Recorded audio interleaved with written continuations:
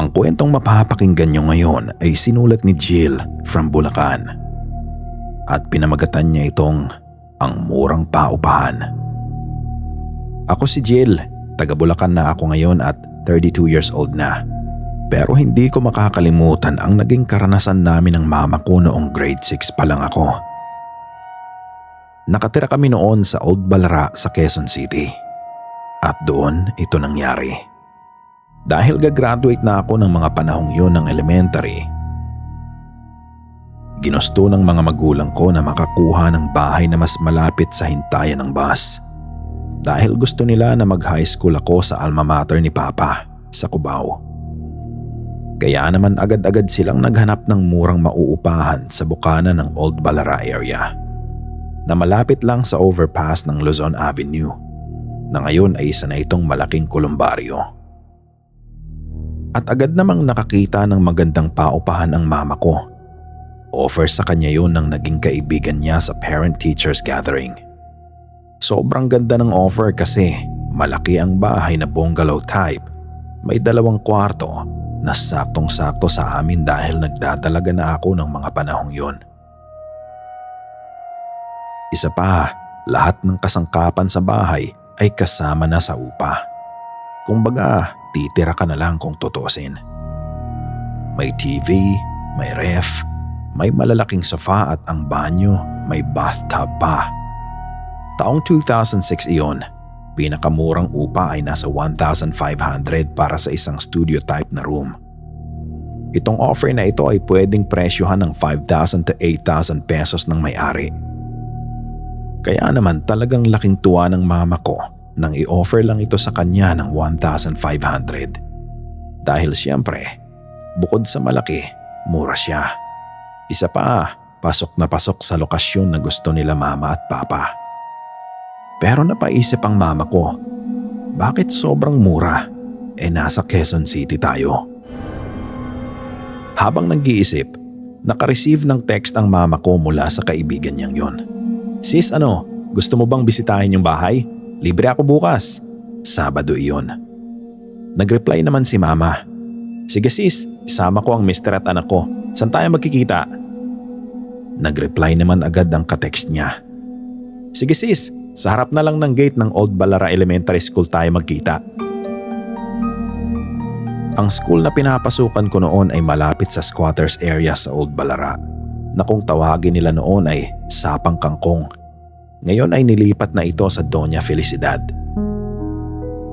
Kinabukasan, masayang-masaya pa ako dahil nai-imagine ko na kung paano ko lalagyan ng dekorasyon ang magiging kwarto ko sana. Pero mababago ang sayang yon at mapapalitan ng takot at hilakbot. Nakita namin ang kaibigan ni mama sa tapat ng school gate na mukhang kakagaling lang sa pagja-jogging nung araw na yon. Mabait naman siya. Wala namang naging problema sa ugali niya. Naglakad lang kami mula sa bahay hanggang sa makita namin ang kaibigan ni mama. Walking distance lang din kasi ang Old Balara Elementary School mula sa tinitirhan namin. Pero may dadaanan kang ilang eskinita para makarating ka sa main highway.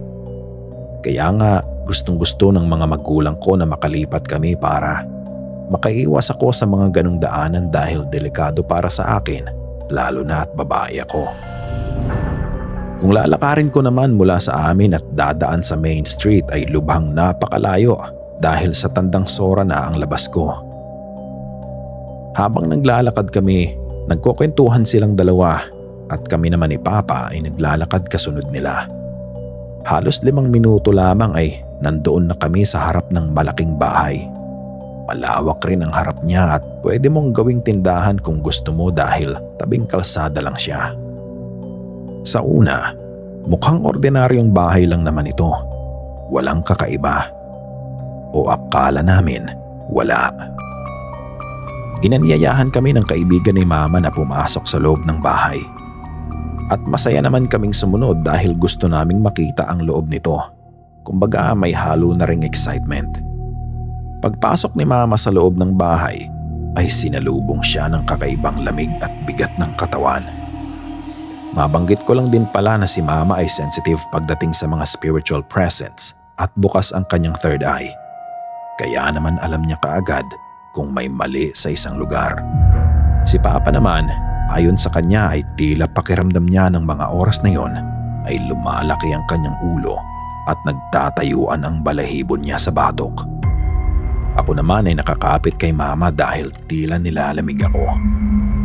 Kakaiba ang lamig sa loob ng bahay na iyon, lalo na't kalagitnaan ng summer noon. Yung lamig na parang naka-aircon pero wala namang aircon. At yung lamig niya parang mga haplos ng malamig na hangin at talaga namang nakakakilabot ang lamig nito. Lumakad pa papasok ang mama ko sa sala at nandoon ang malalapad na sofa at isang tube type na TV na siguro ay mga nasa 32 inches ang laki. Marangya ang loob ng sala pero madilim at mabigat ang presensya. Napahinto ang mama ko sa gitna ng sala. Hindi siya gumagalaw. Nakaawang lang ang mga labi niya na tila nagulat siya sa kanyang nakita. Sa tabi kasi ng sala ay may isang malaking salamin. Nandoon ang refleksyon naming dalawa ni Mama. Subalit hindi lang pala kaming dalawa ni Mama ang naroon sa refleksyon. Sa kanang braso ako nakakapit ni Mama at sa kaliwa niya naman ay isang batang babae rin. Pero sunog ang kalahati ng katawan nito at nakakapit siya sa mama ko. Tumingala pa nga ito at tinitigan si Mama na parang may gustong sabihin. Binitawan ako ni Mama at dinala ako kay Papa. "Love, hawakan mo muna si Jill. Huwag mo siyang bibitawan." Sa kabilang dako naman ng sala, nandoon ang kaibigan ni Mama na natutulala na lang dahil sa mga naging reaksyon ng mama ko. Dahan-dahang naglakad si Mama papunta sa malaking CR ng bahay. Ang sabi niya ay pinapunta siya ng bata doon. Sa CR ang itinurong lugar nito. Binuksan ni Mama ang pintuan ng CR at nandoon kakaibang dilim ang nasa loob nito. Kahit kami ni Papa, halos ayaw naming sumunod kay Mama dahil nakakatakot talaga ang dilim ng banyong yun. Para namang kabisado na ni Mama ang lugar dahil alam niya kung nasaan ang switch ng ilaw ng CR. Pagsindi ng ilaw, nakita ni Mama ang imahe ng isang babaeng nakasuot ng sunog na duster at nakatayo lamang ito na nakatingin sa kawalan. Marahil ay naramdaman niya na nandoon sa pintuan si Mama. Kaya lumingon daw ito sa kanya at naging dahilan para makita niya ang kalahati ng mukha nito na sunog rin. Pero ang isang ito ay galit na galit. Biglang sumara ng malakas ang pinto ng CR. Dahilan para mapatalon kami sa gulat at ang kaibigan ni Mama. Pagkatapos noon, nakaamoy kami ng tila nasusunog na kahoy at kable. At ang malamig na hangin ay unti-unting napalitan ng kakaibang init. Yung init na parang malapit ka sa apoy.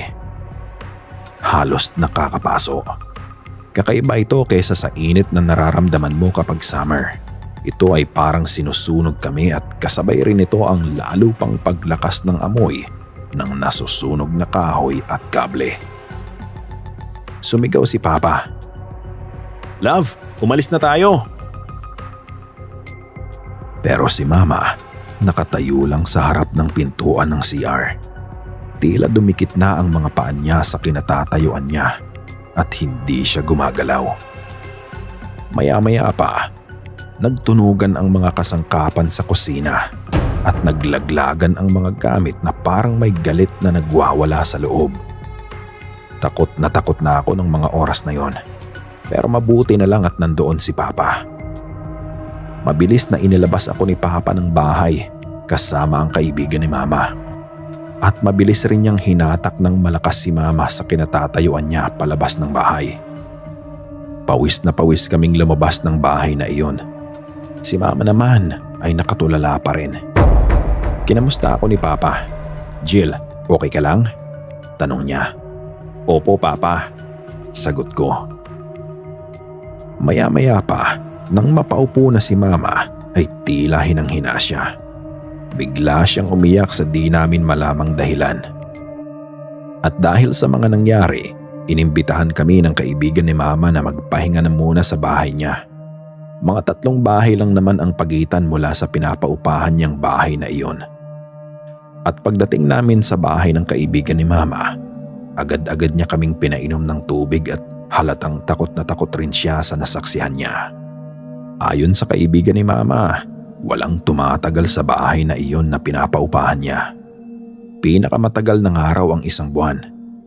Sabi ng mga umalis, hindi daw sila makatulog sa gabi dahil laging amoy sunog na kable at kahoy. O kaya naman palaging nagbabagsakan ang mga gamit sa kusina. Palagi naman daw niyang ipinapacheck ang mga wirings ng bahay, pero okay naman lahat ng mga kable. Wala rin kahit anong bakas ng sunog kahit saan. Sumasakit ng araw ang ulo niya tungkol dito. At buong akala niya ay palusot lang ng iba ang mga katwirang ito. Pero ngayon, narinig at nakita niya na ang lahat. Lumapit siya kay Mama na noon ay nakatingin lang sa baso ng tubig. "Sis, sorry, gusto ko lang malaman.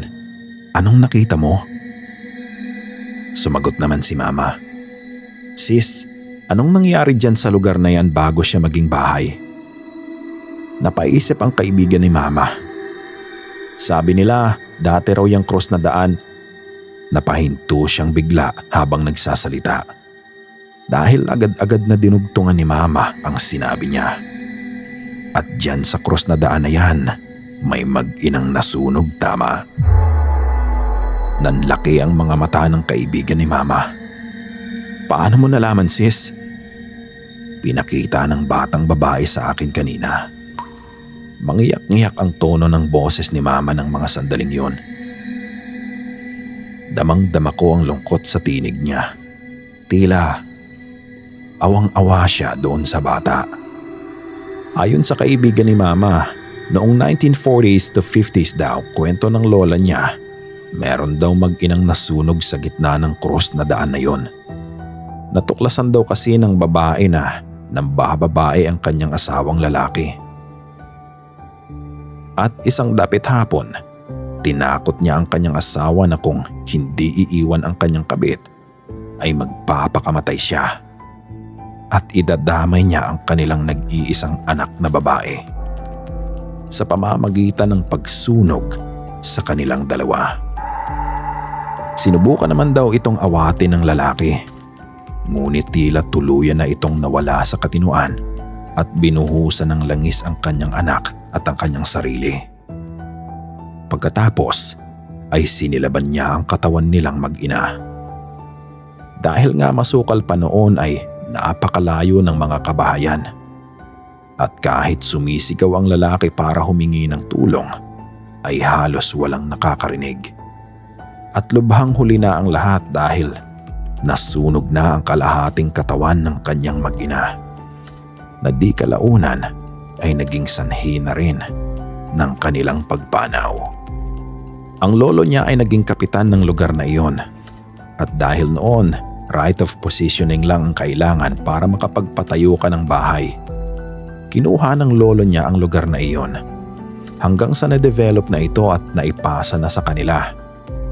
At dahil nga moderno na ang panahon, hindi naniniwala ang kaibigan ng Mama ko sa mga kwento ng naghihiganting kaluluwa.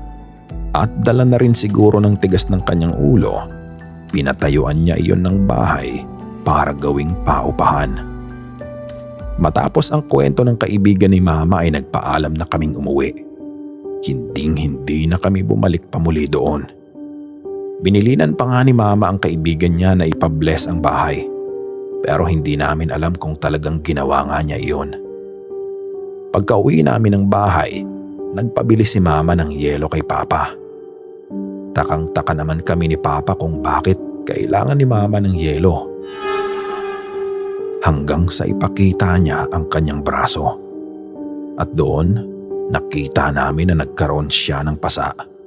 At ito ay nagkulay violet na.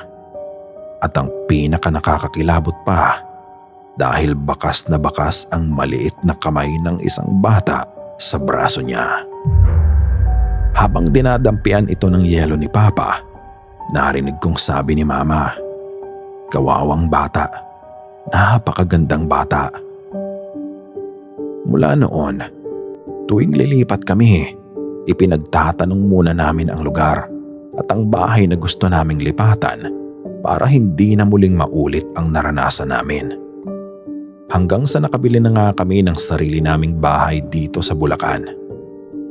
Kaya magsilbing aral sana ang kwento naming ito na hindi lahat ng magandang oportunidad ay maganda talaga.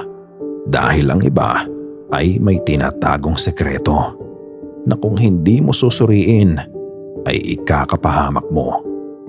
Maraming salamat idol sa pagpaunlak na ibahagi ang aking kwento. Sana ay nagustuhan nyo rin at nag-enjoy ang bawat isa. Maraming salamat. Hanggang sa muli, Jill.